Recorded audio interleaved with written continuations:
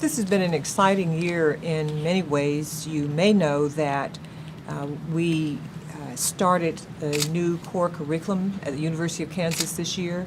This is the first time that the general education curriculum has had a comprehensive change in more than a quarter century. And the first-year students who entered this year are the first students to participate in it. And it is a class that is really an outstanding class as well. We had 4,000 new students this year, which is up for the second year in a row. That's something we've been working on.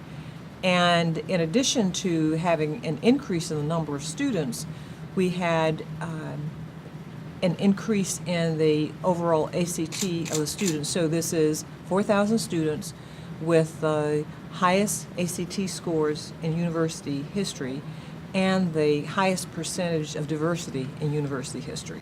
We also expanded the honors program. We used to admit 275 honors students as part of the freshman class, and this year we raised that to 400. Having the state partner and contribute its share helps fundraising, and having cuts from the state discourages donors. The donors are giving funds to enhance programs there, not to substitute for the state. So it's very important that that core funding from the state is there. It's very critical, and it's sort of the foundation on which we're able to go out and get the other sources of funding. One final thing.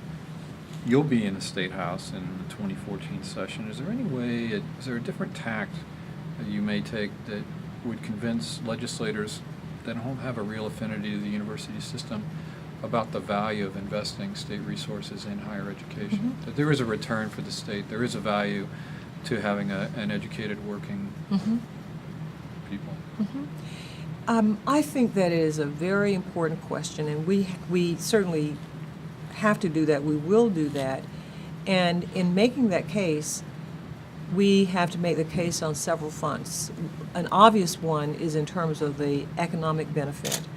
And we have a large number of studies by people across the political spectrum that show that having an educated workforce is a major contribution to economic development, and that having thriving universities is a major component to drawing industry companies, innovators to the area. So on that level, it's important to focus on what universities have to contribute. And I think the other part is universities contribute in the sense of creating an informed citizenry, and we take that seriously as well. So we're interested in students being able to be competitive for jobs and having faculty create jobs, but we're also interested in students who are well informed, who read, who know politics, who know history, and who can participate fully in the life that is available to them in their communities